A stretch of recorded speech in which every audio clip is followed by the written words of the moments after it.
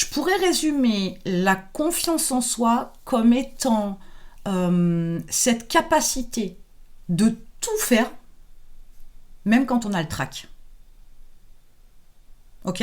Donc le courage, bien évidemment, c'est de faire les choses, mais la confiance en soi, on s'attend là aussi, on s'en fait une idée énormissime, extraordinaire, machin, on fantasme encore aussi cette confiance en soi, mais je pourrais aussi vous dire que la confiance en soi, si finalement c'était juste vivre comme on l'entend, dire ce qu'on a envie de dire, faire ce qu'on a envie de faire,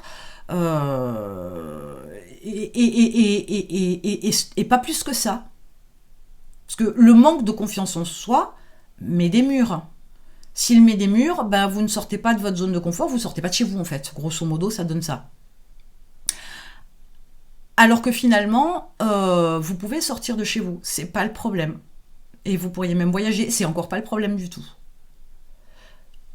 Est-ce que vous pensez que peut-être la confiance en soi, c'est assumer ce qu'on dit et ce qu'on fait ? Et du coup, ça donne une autre notion sur la confiance en soi. Mais la confiance en soi, malgré tout, elle se construit pas forcément petit à petit. Il y a un moment donné, il faut se mettre un gros coup de pompe dans le derrière pour justement agir. Agir sans se poser de questions. Lui, là-haut, là, il vous fait faire n'importe quoi, il vous fait penser n'importe quoi, il vous raconte plein de bêtises, et vous vous fiez à ce qu'il vous dit, lui, là-haut.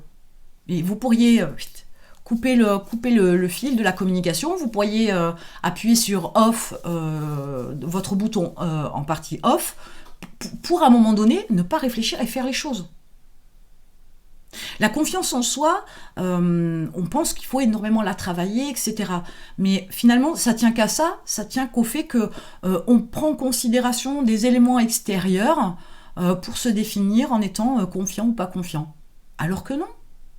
Faites ce que vous avez à faire, dites ce que vous avez à dire. Ça passe, ça casse, ça casse. Il n'est pas possible de travailler au goutte à goutte votre confiance en vous et de vous dire oui dans 5 ou 6 ans ça va, ça devrait aller, je devrais être à l'aise, j'aurai confiance en moi. Non, c'est maintenant qu'il faut l'avoir. Au quotidien, votre vie elle est précieuse. Donc est-ce que la confiance en soi, est-ce qu'on n'en fait pas des fois une montagne alors que c'est tout simplement juste passer à l'action? Voilà, aussi simple que ça. Si vous écoutez votre tête, si vous écoutez vos pensées, et puis si vous écoutez les autres, vous risquez pas de sortir de chez vous, hein, il y a de très fortes chances. Donc dans l'approche de la confiance en soi, est-ce que vraiment vous pourriez pas vous positionner différemment en vous disant ok, je ne m'écoute pas, j'écoute pas la petite voix, j'écoute pas les autres, je réfléchis même pas, et je coupe aussi un peu mes émotions, hein, parce que la peur c'est en fait juste une pensée, hein, c'est pas une réalité physique concrète.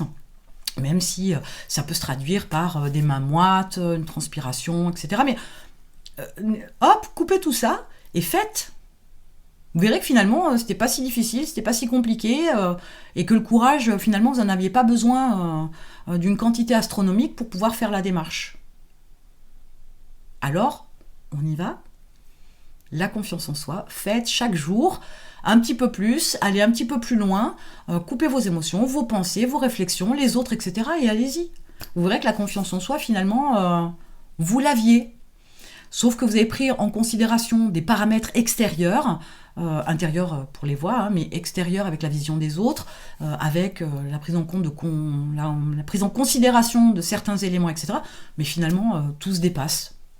Et la confiance en soi, elle peut s'acquérir beaucoup plus facilement qu'il n'y paraît.